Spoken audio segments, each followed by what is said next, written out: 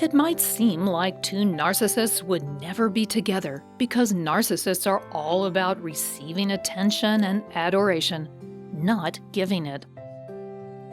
Their self-centered nature makes it seem like a narcissist needs someone who is more of a people pleaser, like a codependent or an empath who wants to help them heal. While it is true that narcissists are very self-absorbed and need a constant narcissistic supply, it does happen fairly frequently that two narcissists will meet and date each other.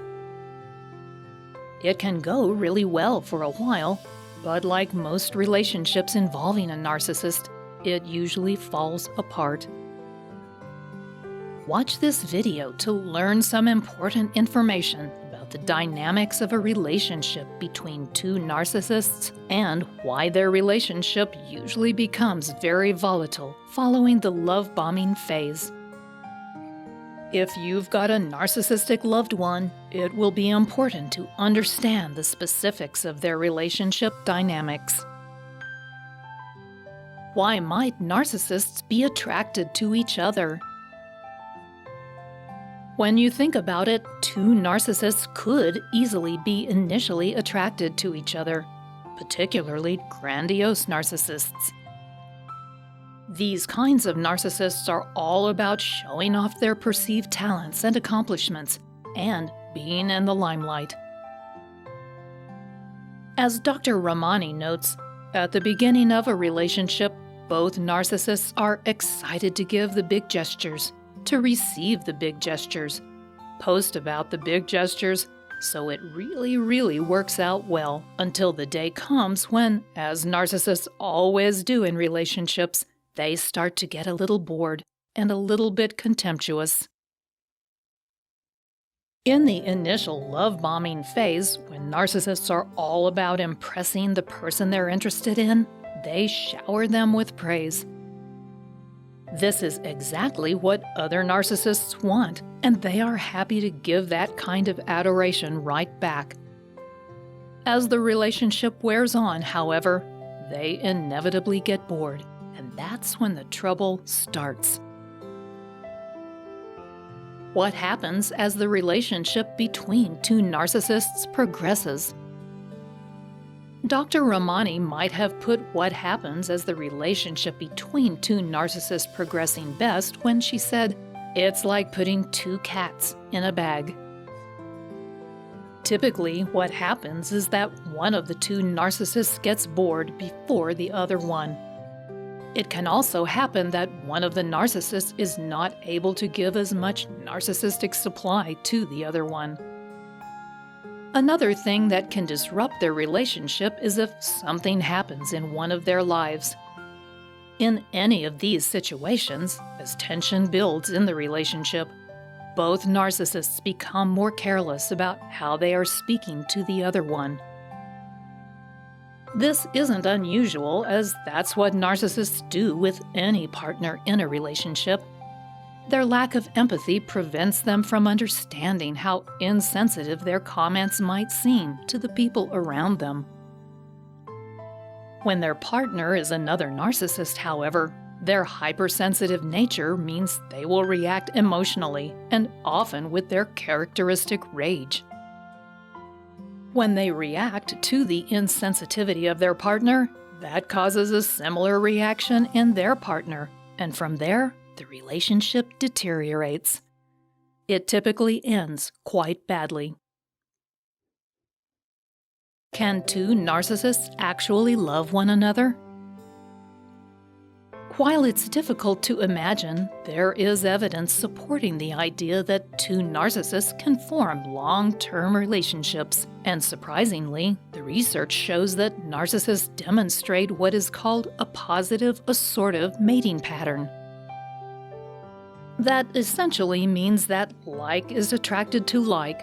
So while you might think that it would be more common for a grandiose narcissist to form a relationship with a vulnerable narcissist, in this case, opposites don't attract. It is actually possible and more common for two grandiose narcissists to form lasting relationships. why grandiose narcissists might be attracted to one another. These are two people who are simply unable to put their partner's needs above their own, but still, they are able to form a relationship that lasts. This might be because their similar personalities are more important than their ability to complement each other, particularly when there are two people with undesirable traits involved. Some people refer to this kind of relationship as the Bonnie and Clyde effect. These two exploitive, impulsive, and essentially antisocial soulmates have found each other, and that's what keeps them together, even if they can't trust one another. It's also possible that after spending years in the dating game, they are all that's left for each other.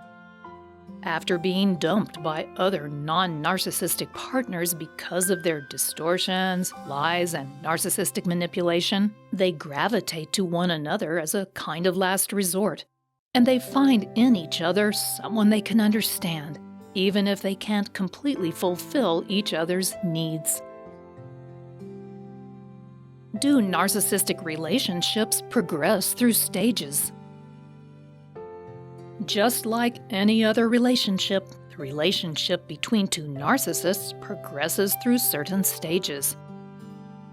As psychologist, author, and narcissism expert Eleanor Greenberg states, narcissists can do very well in the early stage when everything is wonderful and like a dream come true. That early stage is what you likely know as the honeymoon stage. All relationships pass through this stage, but because of the love bombing that is typical of narcissists, for two of them in a relationship, the honeymoon stage can genuinely feel like heaven on earth. Greenberg notes, as narcissists, they are likely to develop a twinship love transference, in which they believe they are special and alike in all ways, and their love for each other is unique. But like any other relationship, the two narcissists soon become aware of how they differ, and because of narcissistic rage and a lack of empathy, their arguments can become extremely volatile and ugly. Each believes they should be getting exactly what they want. Many narcissistic couples break up at this point. If they don't break up, they enter the stage known as the struggle, where they try to get their partner to change. As narcissists, they will devalue and criticize each other toward this end. If they survive the struggle, they arrive at the acceptance and mourning stage, where they accept that they will not get everything they want from their partner, and they make peace with that reality. Most narcissistic couples that make it to this point will decide it's worth it to stay together because they really do like and care for each other. These stages are the same for any relationship, but the intensity of emotion, the devaluation, lack of empathy, and constant criticism make each stage more extreme for narcissists.